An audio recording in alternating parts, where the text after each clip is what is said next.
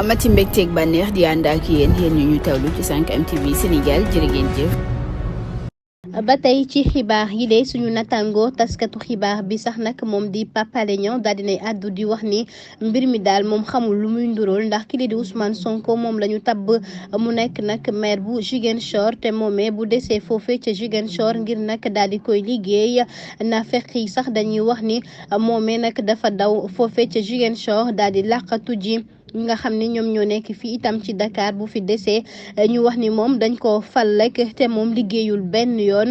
mu ni kon dëkk bi daal doy na waar sama xel nag dem na ci 365 détenus politiques yi nga xam ni dañ leen jàpp mooy ñooñu nga xam ni fi mu nekk ni ñu ngi ci kaso bi te nag gisuñu benn yoon nag lan moo waral rek ñoomee ñu bàyyi leen fa ba ñuy bëgg rek amal ab grève de faim ngir nag ñu bàyyi leen fi mu nekk nii loolee la ñu war a kay lijjanti xoolaat ko bu baax a baax jëm ci jafe-jafe yi nga xam ni